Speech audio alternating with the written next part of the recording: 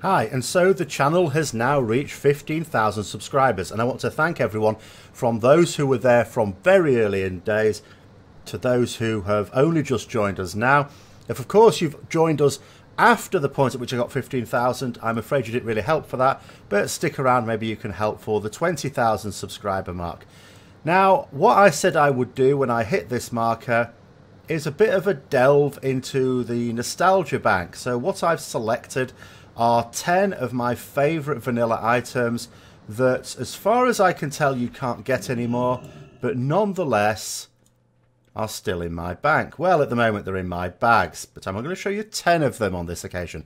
Now, this is from an idea I actually got from Asmongold, so I have to give credit to him. Going through the things that you didn't want to throw away. There's actually plenty of stuff I wish I now hadn't thrown away, but I did. And there's quite a few things of interest, and I need to be in the Scarlet Halls for one of them. Now, Azeroth, of course, is a place where ghosts run rampant. Some of them you can see, well, some of them you can't. So what do you do when you want to see the ones that are normally invisible? Well, you get yourself an extra dimensional ghost revealer. Now, this works in various locations. Here I am in the Scarlet Halls. The reason I've chosen this one, it's a little bit surprising because, of course, this dungeon wasn't really here when Vanilla was here. There was a dungeon very much like this one, but this has been changed out of all recognition. But it still works here. So if I use this, there's a ghostly chipmunk, or whatever the hell that is. In fact, there's his little brother. The next item is Lincoln's Boomerang. This came from a fairly hefty quest chain in Ungoro Crater. Now, Ungoro Crater, again, is a zone that has been significantly reshaped, although the boat that started it all off is right here. And you ended up with this trinket. Now, it's fairly unassuming. It flings a magical boomerang towards a target enemy, dealing a small amount of damage, and it's on a 3-minute cooldown. That sounds absolutely ridiculous, especially as the range isn't all that brilliant, but it was decent enough. So what was so great about it? Well, beyond the Legend of Zelda references there, what was good about it, especially for a paladin, is one, there were not actually that many trinkets readily available, and most of them were fairly gimmicky as well. The second is there was no realistic way to pull for a paladin, ideally, other than by using judgment, but you wanted to use judgment for specific things usually. This allowed you to actually pull in a dungeon towards you. Sometimes you did actually tank as a paladin in a dungeon, even before we had a sensible protection spec. So here we are in Thousand Needles, and before Deathwing threw a wobbly and submerged the whole place, the goblins still had a presence here, but with a racetrack. And via a quest from this area to go into Zul'Farrak, you could actually choose to get the trinket Carrot on a Stick. Now, this was an extremely popular trinket because it was one of the few ways, not the only way, in which you could gain a small amount of mounted speed, which in a time before you could fly around and you had to ride everywhere, going over boundaries, potentially going through hostile mobs, every little bit of movement speed on your mount was well worth it. And, of course, as I've already said, we had so few trinkets anyway. Diamol was a popular dungeon for a number of reasons, not least of which because you could find tomes here. There was one for each class and it would lead you to be able to get a trinket. Now, at the moment this simply says the Royal Seal of Eldra Thalas, it just says Intellect, Versatility, Fire Resistance. It doesn't say it's specific to a particular class, but each individual class had their own version. The Paladin one coming from the tome, The Light and How to Swing It by Uther the Lightbringer. Now, to get there, you had to go into the library. Now, we can't get there via the north anymore, but this was indeed the way you had to access it. You can access it via either the north wing of Diamol or the west wing. However, you can access it through the west wing, even though it takes you a lot longer to get here. And you'd find the suitable NPC that was interested in your missing tome, and they would give you the trinket in return. You'd also get a bit of Chandrila rep. As you can see, my rep is still neutral with them. I didn't have very much to do with them other than returning that tome and getting the odd arcanum. Back in the library, and there's another purpose for this with an item that might be my favourite overall, and it's a shame that it can't be used to full effect anymore. You could get a dungeon set of gear before you went into raiding, and at some point during vanilla it was possible to upgrade these pieces of gear with a fairly hefty quest chain, part of which involved summoning the spirits of the dead.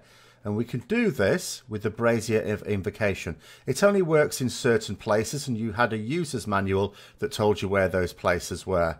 And if memory serves, and I don't really need my memory because these pages tell me, one of them, Salian, Night Elven Priestess of the Moon. When Salian decided to take her leave of the company, she did so with the intention of making a pilgrimage to Diamol, the fallen, ancestral Night Elven city once known as Eldrath Alas. Therein still stands a library of great knowledge, a sanctum that a small number of Night Elves have been able to hold back the tide from. She was intent upon finding answers both to her heritage and possibly concerning the amulet pieces. This is the amulet you had to collect in order to get your armour, effectively. It should be noted that she was also a good friend of Falrin Treeshaper, who is this fella here. Unfortunately, as she and her companion Hippogriff, Empyrean, were entering the city, they were assailed by Alzin the Windshaper and his minions. There she fell, never to rise again. Perhaps it is for the best that Salian never unlocked any further secrets from the evil magic that Lord Valthalak put into containing a portion of his essence in the amulet. The open-air chamber where Alzin resides is one of those haunted loci. And of course that is in Diamol East, which is where we'll be heading next. So here we are at the site of Alzin. So all you would simply do once you'd got your party here and you'd killed the boss is you'd place the brazier down and let it do its work. And here we have the spirit of Elysium. The Brazier of Invocation can be used in a number of sites, or at least could. All of them dungeons. Not all dungeons have remained the same, however. You can still use it in Lower Blackrock Spire. There were also bosses in Strathome, Scholarmance and Upper Blackrock Spire. But of course these dungeons has changed a lot since then, and those changes don't always allow for the same spirits to be found there. Sometimes, as in the case of Ras Frostwhisper's room, you can't even get there even in the new version of the dungeon. Now this next one is actually a bit of a fiddle because I said top 10. It might actually look to untrained eyes like I'm going to end up doing 11 items. But the next one, the Banner of Provocation, is really the same as the Brazier of Invocation. You can even see they have the same cooldown. But because of exactly what they do, you can see why they need a separate item. And I'm going to show you in Blackrock Depths. So the way the Banner of Provocation worked is I'm here at the Ring of Law. And that summer festival guy's obviously going to make a muck of the spectacle here. Normally, of course, if I go in there, a boss spawns and it starts to spawn in some ads and then an actual boss comes in for you to kill. You get some loot.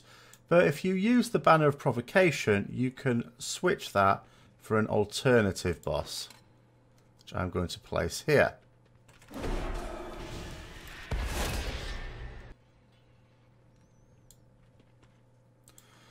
So instead of a normal boss coming out, you'd be faced with this party, which was actually quite tough at the time, but of course it hasn't met my Divine Storm until now. And then a chest would appear, which you'd be able to loot for your item. The prison cell key. No, this isn't one of my favourite items, but it is a rather essential item in order to get one of my favourite items in the game. Part of an extremely long quest chain, which apparently was far worse for Hoard, but I can't possibly speak about that. I have no experience of doing it for them. It was actually quite a fun one for Alliance, but it was very long. Here he is, Marshal Windsor. This formed part of a section of the quest chain called Jailbreak. It eventually led you to being able to assault Onyxia's lair. In order to get into Onyxia's lair, though, you couldn't just access it like you could a normal raid. You needed the Drakefire Amulet. And this is it here. Just at the moment, an item with stamina and fire resistance. It wasn't necessarily one that you would wear yourself in particular unless you needed the fire resistance. But it was absolutely essential to have it upon your possession to get into Onyxia's lair. Now, I haven't finished in Blackrock Mountain, because there is another item that also took a fair bit of effort to get with rich reward, and that is the Seal of Ascension. Now, you needed this to get into Upper Blackrock Spire. Blackrock Spire is very different now. The instance entrance used to be here, because Lower and Upper Blackrock Spire were all in the same place. This was all one giant instance. You could just go down there into Lower Blackrock Spire. More usually where the entrance is now is where you would go through and jump down and then shout at the hunter because they didn't dismiss their pet. And up here, which is all part of the same instance, was a door. The door was shut. You couldn't interact with it. Rogues couldn't unpick it. But if you had the Seal of Ascension, or anyone in your party had the Seal of Ascension, when they approached, without even having to have it equipped, the doors would open, and that would grant you access to the Upper Blackrock Spire raid dungeon, as it sort of was, because it was for 15 man, initially at any rate. So here I am in the Plaguelands for the last few, and the first one is the Chromatic Carapace. It's one of my favourite items, completely useless, and I'll never get rid of it. The reason is that this was highly desirable at a time, because it gave access to an epic chest piece. So why do I still have it, and how did I get it? Well, I still have it at the moment because by the time I obtained it, I already had better gear from raids. So how did I get it? Well, I got it from Upper Blackrock Spire. But you were just in Upper Blackrock Spire, you idiot. Why didn't you show it there? Because I can't, because Upper Blackrock Spire isn't actually anywhere in the game anymore. It's a very different instance now with very different bosses. One of the items you needed from the Plaguelands, I can't show you that here either, because the Plaguelands has changed too. But every now and then you would find, if you were lucky, a little pool of blood. And by looting this you could get blood of heroes. Now, it spawned ghostly elites, which would give you a right going over. But, you know, as a paladin you could just about weather that storm, or if worse came to worse you could leg it. If you gathered enough of these blood of heroes, or bloods of heroes I should say, and you needed 15 as I recall, I can't remember the exact number, but they were soulbound, so you couldn't just buy them off the auction house or be enterprising and gather them yourself and sell them to others, as well as a few other pieces, then you would be able to turn it in for the epic chestplate. Now you could see those all over Plaguelands. For the next one though, I need to be specifically on the island with Scholarmans. And we're going to be communing with the dead once again, because I've got another item here. And there's ghosts all around here, and I'll show you in a moment. But in particular, the most interesting ghost, for these purposes, is over here. Look at this guy. Sells useful things here. For alchemists, of course, the major mana potion and transmute water to air. We can interact with him fine. But what we needed to be able to see the other ghosts, and this one even, was to complete a quest chain with a trinket, the Spectral Essence. By equipping this, we can see other ghosts. This was necessary for a few reasons, not least of which was a quest chain associated with Scholarmans. All these guys here who were not previously visible. And all over the island you'll see ghosts, some of whom were important for quests, as well as other things that cannot be seen without that trinket. And of course we can't obtain this trinket anymore, because you know what? You needed a quest to do so. Ever wondered what this little box is in one of the ziggurats in Stratholme? Well, of course, no. You know exactly what it's for if either you remember Vanilla or you watch my Archives of Warcraft series on Stratholme from a couple of years ago. But if you hadn't watched that and you didn't play in Vanilla, you might be scratching your head. It's always in a random one. It's in one of the three, but it's always random.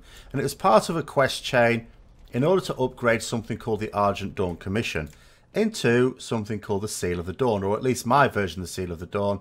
There was another version for spellcasters.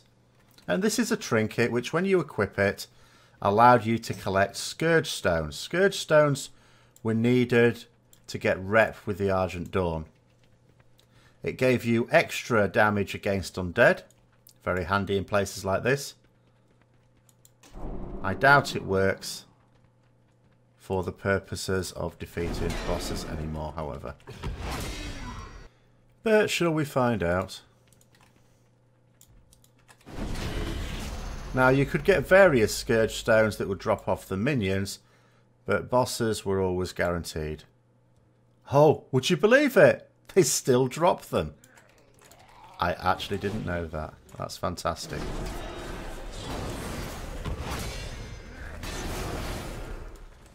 And there you have it. Those are my top 10 items from vanilla that at least are in my bank. Ones that I haven't thrown away, that I had the good sense to keep. Of course, I've got quite a few other items. In fact, what I've got in my bags here were just what I was mulling over. Doesn't even quite include all of them. But I think I'll leave the next one for when I get to 20,000 subscribers. So thanks for the support on the video. Thanks for the support on the channel. And until next time, I'll see you later. Oh, even him.